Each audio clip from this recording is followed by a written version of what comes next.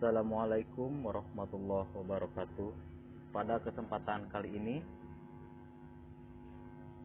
saya akan membuat video tentang implementasi pelayanan prima dan pelaksanaan pelayanan prima berdasarkan konsep sikap, perhatian, tindakan, dan ketentuan.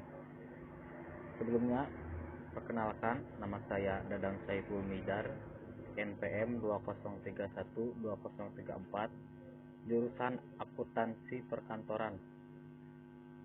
Pada video kali ini dibuat dalam rangka ujian akhir semester tahun 2021 mata kuliah pelayanan prima dengan dosen pengampu Ibu Titi Haryanti SE MSI. Langsung saja ke inti presentasi kali ini.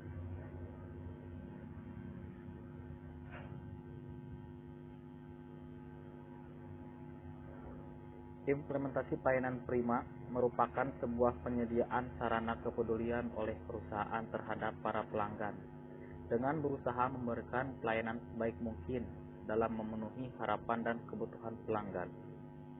Sedangkan kepuasan pelanggan merupakan sesuatu yang sangat penting yang harus diperhatikan oleh perusahaan, sehingga dengan memberikan pelayanan yang baik, maka akan menciptakan hubungan yang baik. Faktor-faktor pelayanan prima. Yang pertama ada ability atau kemampuan.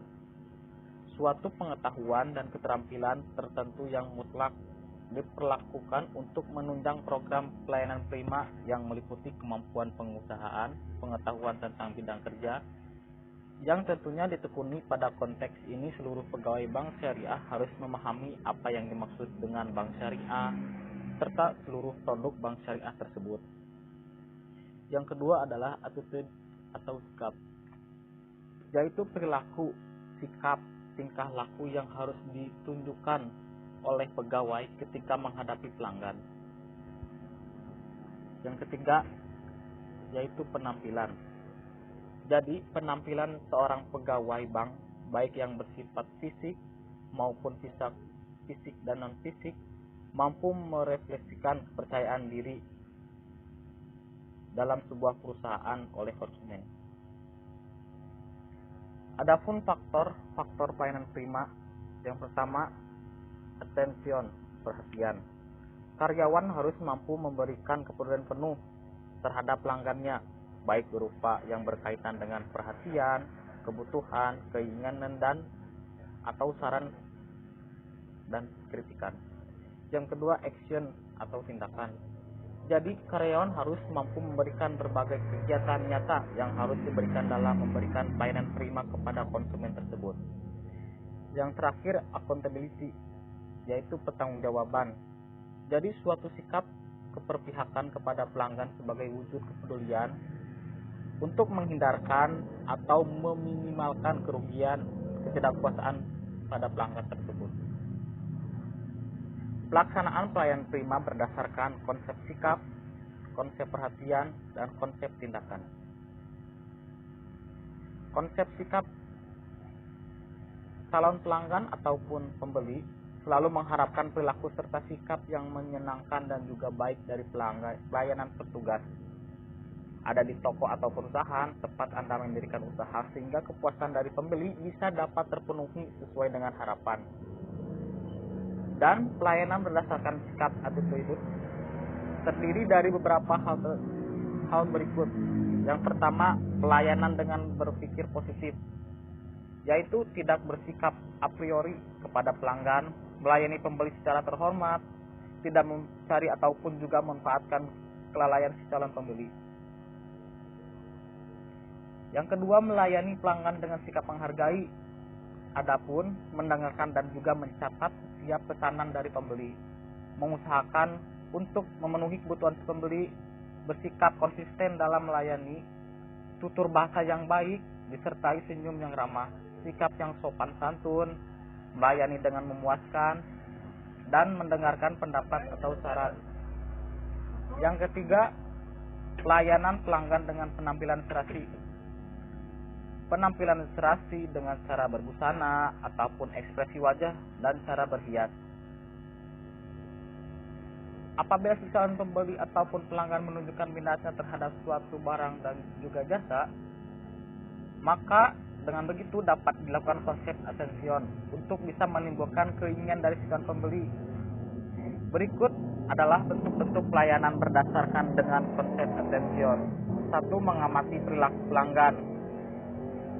Jadi, ketika sedang memahami dan juga mendengarkan kebutuhan dari pelanggan, maka dari itu penjual juga harus bisa mengadakan pengamatan dengan baik terhadap seluruh perilaku pelanggan dengan hal berikut ini, yaitu yang pertama body movement, yang kedua motif pembelian, yang ketiga watak-watak pembeli, yang keempat body language, yaitu dari konsep perhatian. Terus masih tentang konsep perhatian, yang kedua yaitu memberikan perhatian penuh kepada pelanggan, yaitu memberikan atau mengajukan saran serta perhatian dengan penuh kepada pelanggan. Bisa juga menghargai setiap pendapat atau saran dari pelanggan, mendengarkan dan juga mencatat kebutuhan pembeli, dan menjelaskan kembali setiap pesanan yang telah dicatat.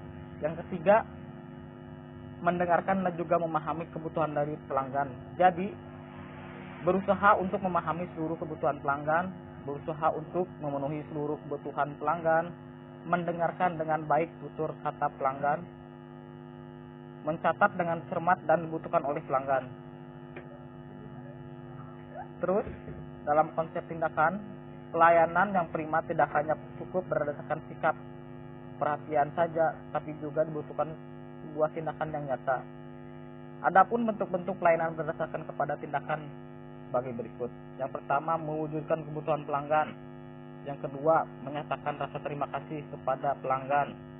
Yang ketiga, pencatatan pesanan pelanggan, yaitu yang merupakan fungsi dari catatan pesanan pelanggan adalah menghindari kesalahan sekecil mungkin, memudahkan dan pencarian dan juga pengambilan barang, memberikan kemudahan kepada pelanggan atau pembeli. Yang terus memberikan pelayanan yang cepat.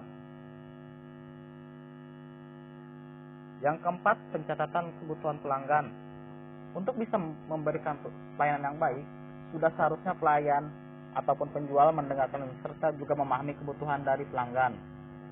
Juga membuat sebuah daftar kebutuhan dengan cara mengelompokkan barang sesuai dengan ukuran, merek, penggunaan, dan juga jenis dan pesanan. Yang kelima, penegasan kembali kebutuhan pelanggan. Jadi, kita sebagai pegawai menanyakan cara pengiriman barang yang diinginkan oleh si calon pembeli, juga menegaskan cara pembayaran baik dengan cara kredit, cash, atau dengan cek. Barang yang telah dicatat sebelumnya ditegaskan kembali agar tidak terjadi kesalahpahaman pelayanan, dan juga menanyakan alat penggunaan pembungkusan barang. Mungkin sekian dari presentasi saya. Mohon maaf apabila banyak kesalahan karena saya masih dalam tahap belajar. Sekian, akhirul kalam. Wassalamualaikum warahmatullahi wabarakatuh.